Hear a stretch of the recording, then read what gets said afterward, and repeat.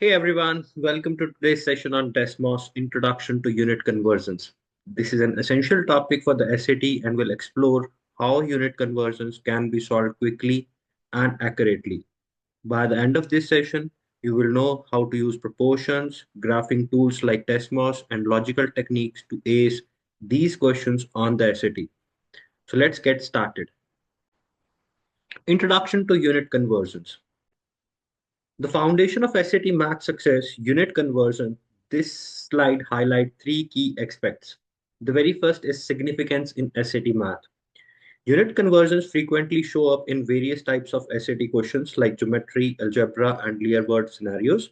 For example, you might need to convert kilometers to meters while solving a distance rate time problem. Key techniques. To master unit conversions, you will use three main approaches: proportions to set up ratios, graphing tools like Desmos to visualize solution, and logical reasoning to ensure you don't miss critical steps. Why practice matters? Accuracy in unit conversion can make a big difference during the SAT. If you are fast and accurate, you will save time and boost your score. Remember, small errors like forgetting to square or cube units can cost you points. Now let's get into the heart of unit conversions using proportions. This is a simple but powerful technique where we use ratios to convert from one unit to another. Let's break this slide into three key points. The very first is using ratios. To convert units, we start by setting up a ratio that compares known and unknown units. For example, if we are converting miles to feet, we use the fact that 1 mile is equivalent to 5280 feet. So this is our conversion factor. Ratios like this form the foundation of our proportional reasoning. Let's take a small example. If we need to convert 7.38 square miles to square feet, so how much they are? So we just need to, multiply this number with this feet.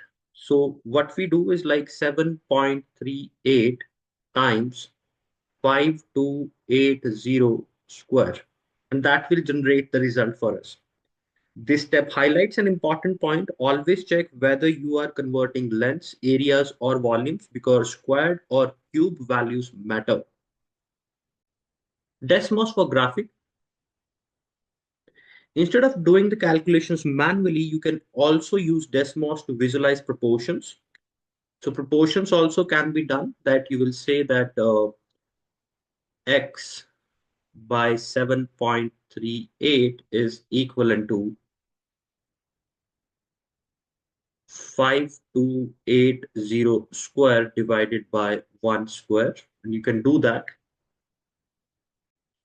So x divided by 7.38, which is equivalent to 5280 square whole divided by 1 square. 1 square is 1 only. So we'll see that you will not be able to see this particular line, but you always need to scroll down or zoom in because the value is going to be that large. To see that value, you need to go scroll up or scroll down simultaneously. So you'll see this line is over here with the value given to is 2.0577426 into 10 to the power of 8. So which actually means 205742600. So that should be the value. So yeah, always try to do that. Next, we'll move to an important converging topic that is converting angles, measures between radians and degrees. This is particularly important for trigonometry questions in SAT maths. Let's break it into three steps. First of all, understanding the units. Degrees and radians are two ways to measure angles. Degrees are most common in geometry, as you're likely familiar with terms like 90 degree, 180 degree, or 360 degree. Similarly, radians appear often in trigonometry, especially when working with circles and unit circle. So we know that 360 degrees is equivalent to 2 pi radians, which sometimes in a simplified manner can be said that 180 degrees is equivalent to pi radians. How we set up proportions. To convert between degrees and radians, we use the proportion that is 180 degrees equals to pi radians. For example, to convert radians to degrees, if I'm doing radians to degrees, I'll multiply the thing by whatever is the value. We need to multiply that value by 180 divided by pi. And if I'm doing degree to radians, then we need to multiply the value by pi by 180. Let's do a very quick example. For example, I need to convert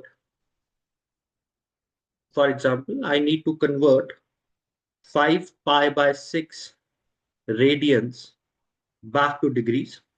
So what I do, I'll write 5 pi by 6 and multiply it by 180 by pi.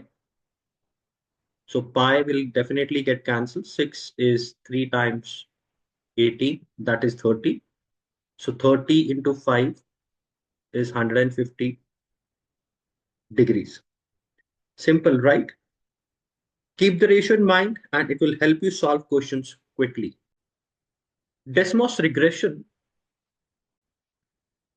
If you're using Desmos, you can graph these proportions to visualize the relationship between radians and degrees.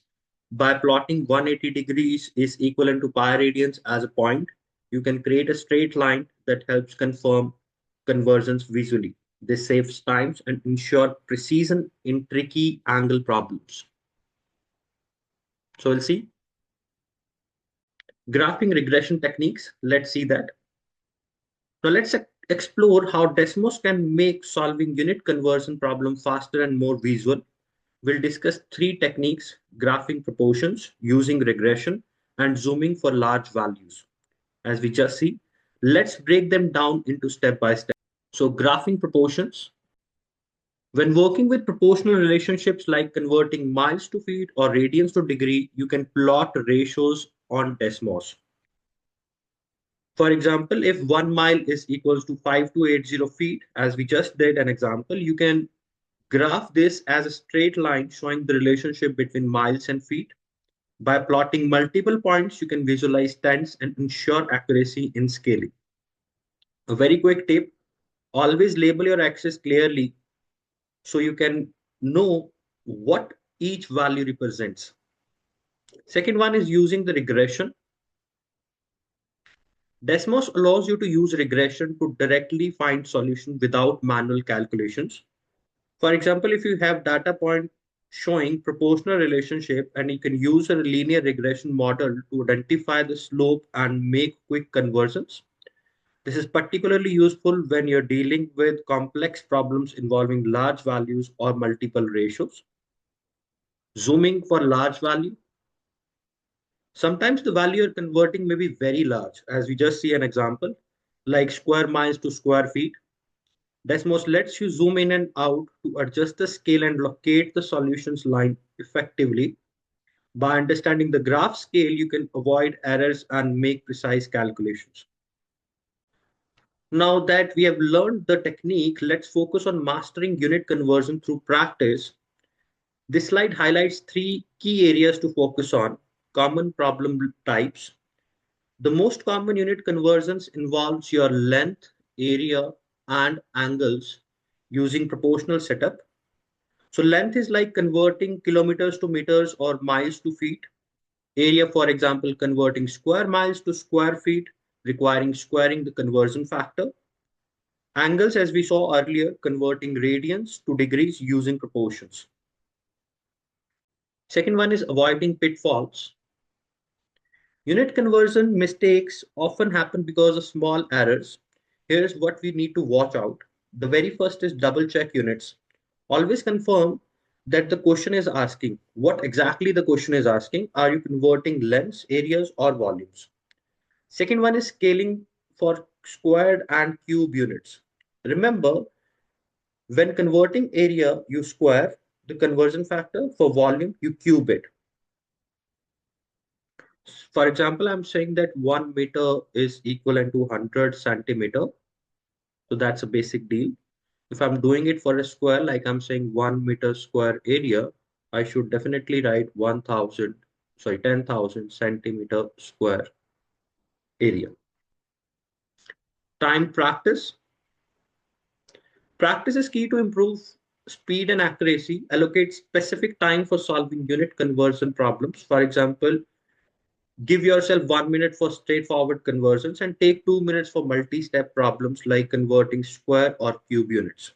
Time practice will help you stay calm and confident during the SAT exam. Let's work on one of the examples that is given. It says that the park covers an area of 6.25 square miles. What is the area in square feet of the park where the mile conversion factor is given to us? So we can use regression over here as we just in the previous example did a similar thing. And we use the method where we visualize it. Let's do the regression over here. So how we can find the exact value. So if I write that x1 is the variable because I cannot write x that are graphing variables. So x1 divided by 6.25, a sign of regression towards 5280 square whole divided by 1 square. So let's see what the result was. So I'm writing x1 divided by 6.25, a sign of regression we need to use here, and 5280 square whole divided by 1 square. So we'll see that the value of x is so big that if we need to see on the Desmos, it will take a couple of time. So we need to zoom out. So x value is equivalent to 174240000. You can see that same value is in option number D, and that should be a correct answer. Let's have a look at the second problem. It says the measure of angle M is 5 pi by 6 radians. So M measures 5 pi by 6 radians. And the measure of angle N is 7 pi by 12 radians greater than the measure of angle M. So I can write that angle N is 5 pi by 6 plus 7 pi by 12 radians because it's that much greater. So we can add to find the value of N. And then we need to find the value of N in degrees. So let's work on that thing with the help of regression on Desmos. So I need to know the value in degrees. So I'll write D divided by the value in radians, that is 5. So how you write pi in Desmos? So you just press P and I. So when you write pi, it will automatically type pi because symbols are not available. So pi divided by 6 and then plus 7 pi divided by 12. And then you need to do a sign of regression with respect to the converting factor, that is 180 divided by pi. So we'll see that the value in degrees for this particular angle is 255 degrees. So 255, option number C, will be the correct answer. All right, we are at the end of our session. So let's wrap up with some key takeaways to help you excel at SAT Maths, especially with unit conversions. Focus on these 3 points. The very first is master the basics. First and foremost, understand unit, ratios, and scaling. Whether you're converting length, area, or volume, getting the basics right will make even the toughest problem manageable. Quick remember, for area, square the conversion factor. For volume, cube it. By mastering this foundation, you will avoid silly mistakes and save time. Use Desmos effectively. So Desmos is your secret weapon for SAT math. Use it to plot proportional relationship to visualize solutions. Use regression for quick answers and zoom in and out for large or small values. Tools like Desmos can help you check your work and solve problems faster, which is critical for time management during the test. Practice makes perfect. Finally, the most important tip, practice regularly under time condition. Allocate specific time to solve unit conversion problems. 1 minute for simple conversions and 2-3 minutes for multi-step or tricky ones. Time practice will help you stay calm, confident, and accurate during the real exam. And that brings us to the end of the today's session. Thank you for your time, active participation, and enthusiasm. I hope you found this session on unit conversion valuable and that you're feeling more confident about tackling such problems in the SAT math section. Remember, master the basics, use tools like Desmos effectively, and practice regularly under time conditions. If you have any further doubts or need help with specific questions, feel free to reach out. Keep practicing, stay confident, and success will follow. Thank you and have a great day ahead.